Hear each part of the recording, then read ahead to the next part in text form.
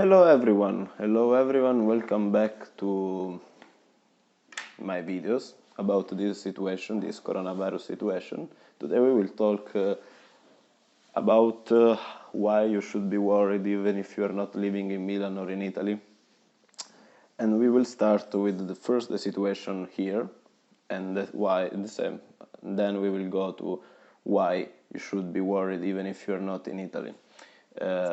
Because since my last video, which was shoot the 7th of March, today we are in the 11th and a lot of things changed in a negative way. So I wanted you to update you about how is it going, everything. So let's start with the situation in Italy. Let's start with the clinical situation. We have reached the point, especially in Lombardy, so the region which is more infected, in which the places for intensive therapy are running low. So they are starting to choose who to put in the hospital. What does it mean? It means that if you take the virus, if you, like I am 22, and if I take the virus and there is another person which is 80 years old, and there is only one, probably there is only one place, they will put me in the hospital and not that person which is older than me, which will probably die. This is the situation. Maybe some of you are not concerned about it because you just think that, oh, I'm young, it's not a problem. First of all, the patient 1 in Codogno, which was one of the most infected towns in Italy, is 38, 30 something, and then is still in the hospital with some big problems.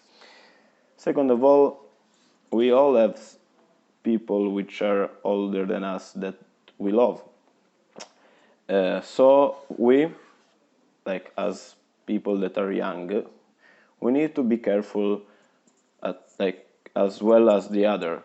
I mean that maybe we can take the virus in an asymptomatic way, just because we don't give a shit about the rules, and then we can pass it to people that will have more problems. Also, we can't be safe as 100%, because I mean, if I take the virus, but in the same moment there is a guy which is 17 years old that just falls from the motorbike, so he needs some urgent helps in the hospital, they will put him, not me. So this is the point that we reached in Italy now, which is horrible, which is tragic, clinically speaking.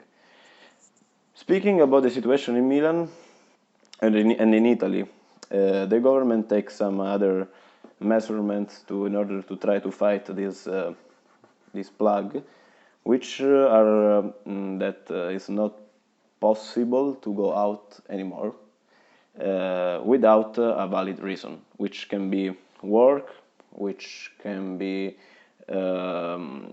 assisting some old people, which can be doing some physical exercise, but in that case you have to go alone, you have to stay at least 1 meter far from any other person. Yeah, like the police is starting to stop you in the street and ask why you are going around. And it was a news of like yesterday or 2 days ago that there was a guy just going to visit his girlfriend. The police stopped him and they gave him a fine, and they stopped him. I don't know what happened to him, but we are not allowed to move in the city anymore. We are not allowed to move without a reason that it's important. They closed all the restaurants, all the pubs after 18 p.m. So after 18 is kind of like a ghost city, but also before, because maybe there are some pubs, some restaurants that earned the most of the money during the dinner, so it's not convenient for them to open even in the morning. also because you are not allowed to go wherever you want. We are all in this kind of quarantine, and yeah, some restaurants are open because probably there is people who is working close to that place, so in the lunch break they are going there, but still in the restaurants at lunch, because as I said, in dinner is not possible to go there.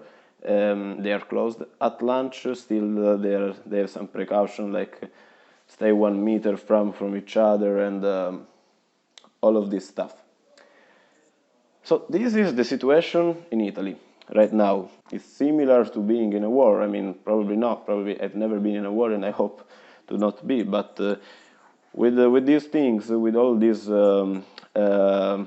restriction to our freedom, and with all this fear that you have, is not a good situation. And in this case, we are fighting an enemy that you can't see. It's invisible. Maybe it's on a person that is close to you. You don't know.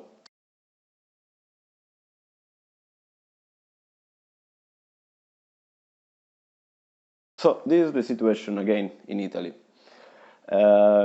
Why you should be worried even if you are not in Italy? Because the situation in the world, it's, in my opinion, it's starting to be like in Italy. I will put here a graph showing how the infections, the spreading of the virus went in Italy from when it started, like 25th of February, I think, and in other countries like France, Germany, and Spain from the 5th of March, so a little bit later. But if we put that two dates in the same place, we'll see that the virus is spreading in the same way as in Italy. I mean, in Spain, Germany, and France. It's just that it's a little bit late in the other countries. So my suggestion is to be careful. As I told you, probably maybe you are 22 and maybe you are young and you don't fear anything. But as I told you, there are other consequences, other facts that were the first things that I said in the start of the video, so that your hospitals will not handle anymore that amount of people, and all the people that maybe are older than you will be in danger. This is just an update about the situation. A lot of like our life here in Italy is changed for now. There are some positive news in all this stuff, in all this situation, like that in China, like a lot of people starting to be healthy after it was infected. Also now in the first towns in Codogno, there are not infections anymore.